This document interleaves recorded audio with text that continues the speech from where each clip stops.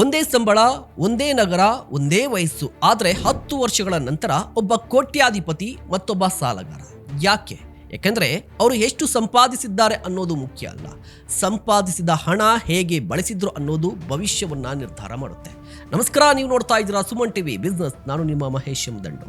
ಬಹಳ ಜನ ಅಂದ್ಕೊಳ್ತಾರೆ ದುಬಾರಿ ಕಾರು ಅಸೆಟ್, ದೊಡ್ಡ ಮನೆ ಇದ್ರೆ ಅಸೆಟ್, ಹೊಸ ಐಫೋನ್ ಇದ್ರೆ ಅಸೆಟ್. ಆದರೆ ನಿಜವಾದ ಸತ್ಯ ಏನಂದ್ರೆ ಅಸೆಟ್ ಅಂದ್ರೆ ನಿಮ್ಮ ಜೇಬು ತುಂಬಿಸೋದು, ಲಿಯಾಬಿಲಿಟಿ ಅಂದ್ರೆ ನಿಮ್ಮ ಜೇಬನ್ನ ಖಾಲಿ ಮಾಡೋದು.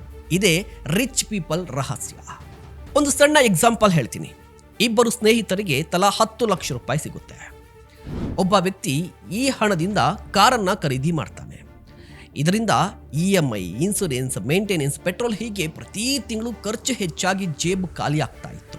ಇದು ಲಿಯಾಬಿಲಿಟಿ. ಎರಡನೇ ವ್ಯಕ್ತಿ ಅದೇ 10 ಲಕ್ಷ ರೂಪಾಯಿಗೆ ಸಣ್ಣ ಅಂಗಡಿಯನ್ನ ಖರೀದಿ ಮಾಡಿ ಬಾಡಿಗೆಗೆ ಕೊಟ್ಟ. ಕೆಲವು ತಿಂಗಳ ನಂತರ ಪ್ರತಿ ತಿಂಗಳು ಬಾಡಿಗೆ ಆದಾಯ ಬರಲು ಆರಂಭ ಆಯಿತು. ಇದು ಅಸೆಟ್. ಸೊ ಜಗತ್ತಿನ ಅನೇಕ ಯಶಸ್ವಿ ಉದ್ಯಮಿಗಳು ಮತ್ತು ಹೂಡಿಕೆದಾರರು ಮೊದಲು ಆದಾಯ ತರುವಂತ ಅಸೆಟ್ಸ್ ನಿರ್ಮಿಸ್ತಾರೆ. ಅದಾದ ನಂತರ ಆ ಅಸೆಟ್ಸ್ ಕೊಡುವ ಆದಾಯದಿಂದ ತಮಗೆ ಬೇಕಾದ ಲಿಯಾಬಿಲಿಟೀಸ್ ಅನ್ನ ಖರೀದಿಸ್ತಾರೆ. ಇವತ್ತು ನಿಮ್ಮನ್ನ ನೀವು ಒಂದು ಪ್ರಶ್ನೆಯನ್ನ ಕೇಳ್ಕೊಳ್ಳಿ.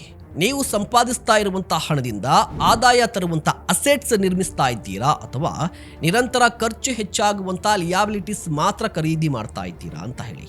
ಇವತ್ತಿನಿಂದ ಯಾವುದೇ ವಸ್ತುವನ್ನ ಖರೀದಿ ಮಾಡುವ ಮೊದಲು ಒಂದು ಪ್ರಶ್ನೆಯನ್ನ ಕೇಳ್ಕೊಳ್ಳಿ. ಇದು ನನ್ನ ಸಂಪತ್ತನ್ನ ಹೆಚ್ಚಿಸುತ್ತಾ ಅಥವಾ ನನ್ನ ಖರ್ಚನ್ನ ಹೆಚ್ಚಿಸುತ್ತಾ ಅಂತ. ಈ ಒಂದು ಪ್ರಶ್ನೆ ನಿಮ್ಮ ಆರ್ಥಿಕ ಭವಿಷ್ಯವನ್ನ ಬದಲಾಯಿಸುತ್ತೆ. ಏನಂತೀರಾ? ಕಮೆಂಟ್ ಮಾಡಿ. ಇಂತಹ ಮತ್ತಷ್ಟು ಕಂಟೆಂಟ್ಗಾಗಿ ನೋಡ್ತಾ ಇರಿ ಸುಮನ್ ಟಿವಿ ಬಿಸ್ನೆಸ್.